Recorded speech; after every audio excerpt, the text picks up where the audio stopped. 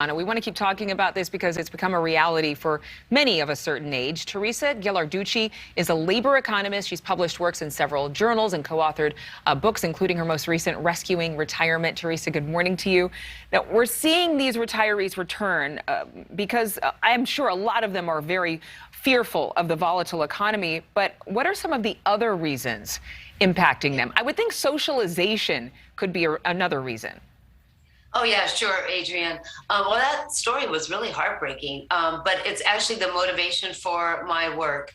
I'm expecting a lot of retirees are going to be looking for work. I was really glad that the person you profiled actually got a job.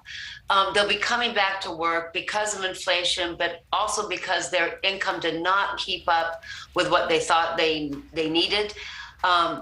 And worse, during the pandemic, millions of older workers were pushed out before they were ready. So what that means is that they expected to accumulate more pensions. They expected to not dip into their pension plans. They expected not to go into debt. And because of that massive unemployment during the pandemic, I expect that if they are welcome back to the labor force, they will try to come back. Well, you say it like it's a question, though. You say it like if they're welcome. I will. I totally will answer that question about whether or not older workers are coming back to work because somehow retirement was unsatisfying. I'm not seeing any evidence for that. When people retire and they have enough money, they are usually happier than they thought they would be. They find that they structured their time with activities they like to do, with mainly friends, with family, with doctor's appointments, or with travel, or just sitting around thinking about what they can do and be when they can control the pace and content of their time. So going back to work to socialize, no thank you. They can find other ways to socialize. Well, do you think that they have bargaining power? I mean, we're still seeing so many people leave the industry. We're seeing so many hiring shortages all across industries. Exactly. And so when they're coming back, do they have the chance to negotiate a reasonable pay?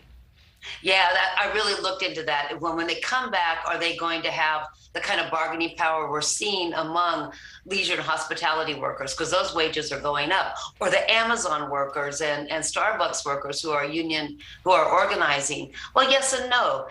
The Amazon warehousing is an old person's job. A lot of retirees, we saw an award-winning film, win the Best Picture award in 2020 about older workers working in Amazon warehouses. So if they unionize, great, bargaining power. Starbucks workers, hotel workers, those are young people's job, and older workers not going to have bargaining power there. A lot of older workers, especially women, go into home health and personal care. They're old women taking care of even older women. And if those occupations unionize, some of the lowest paid occupations in the country, then they will get bargaining power. But just the supply and demand dynamics on their own, I wouldn't count on it. We see wage growth among older workers is actually much lower than for younger workers. What's some advice that you would give to somebody who has to make that step back into the workforce when they thought they were kind of wrapped up with it? Yeah, I try to actually go into a job that's unionizing. If you're going to go to a Starbucks store, pick one that is organizing. Go to home health care and personal care that is not just a private firm, but is one of those places where the state or the city pay for it. Really know your rights and don't self-deprecate because you're old. Don't make those old person's jokes. Don't make any of those. And then get some help from any kind of local AARP about how to build your confidence and get whatever individual bargaining power you can get. I see a silver lining here. I really do. I think that it's quite possible that because we need workers so badly, that we might start to actually honor our seniors again, our elders again, in a way that we have not really done in the past few years.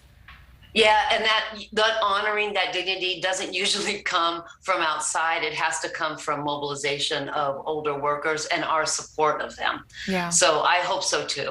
All right. Teresa Ghilarducci, thank you so much for being on the show this morning. Have a great weekend. Yeah, thank you. You too. Thank you so much for watching. Make sure to click on the red subscribe button below so you can get more of NewsNation's fact-driven, unbiased coverage.